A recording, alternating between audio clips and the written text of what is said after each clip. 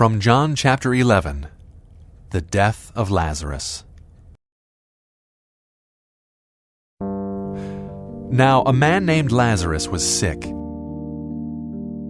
He was from Bethany, the village of Mary and her sister Martha. So the sisters sent word to Jesus, "Lord, the one you love is sick."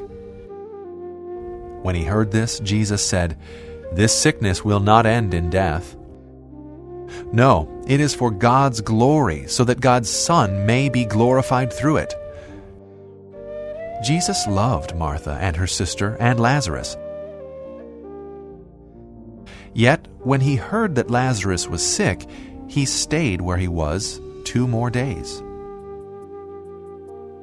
Then he said to his disciples, "Let us go back to Judea."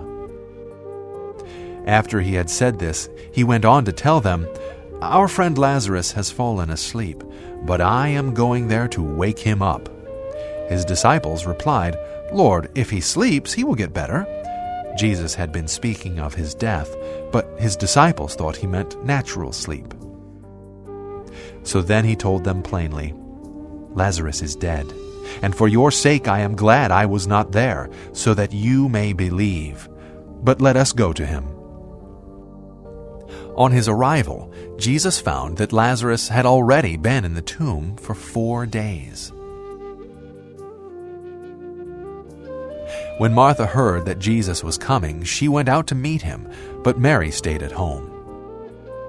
"Lord," Martha said to Jesus, "if you had been here, my brother would not have died. But I know that even now God will give you whatever you ask." Jesus said to her, "Your brother will rise again." Martha answered, "I know he will rise again in the resurrection at the last day." Jesus said to her, "I am the resurrection and the life. He who believes in me will live even though he dies, and whoever lives and believes in me will never die. Do you believe this?" "Yes, Lord," she told him. "I believe that you are the Christ, the Son of God, who was to come into the world."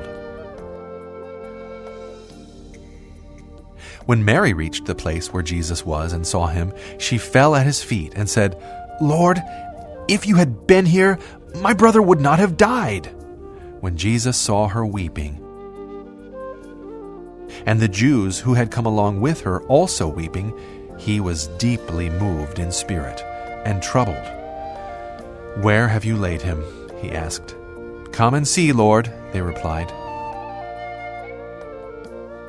Jesus wept. Then the Jews said, "See how he loved him." But some of them said, "Could not he who opened the eyes of the blind man have kept this man from dying?" Jesus, once more deeply moved, came to the tomb. It was a cave, with a stone laid across the entrance. "Take away the stone," he said. "But Lord," said Martha, the sister of the dead man, "by this time there is a bad odor, for he has been there 4 days." Then Jesus said, "Did I not tell you that if you believed, you would see the glory of God?" So they took away the stone. Then Jesus looked up and said, "Father, I thank you that you have heard me. I knew that you always hear me, but I said this for the benefit of the people standing here, that they may believe that you sent me."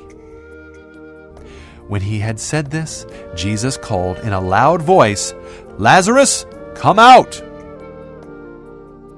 The dead man came out, his hands and feet wrapped with strips of linen and a cloth around his face.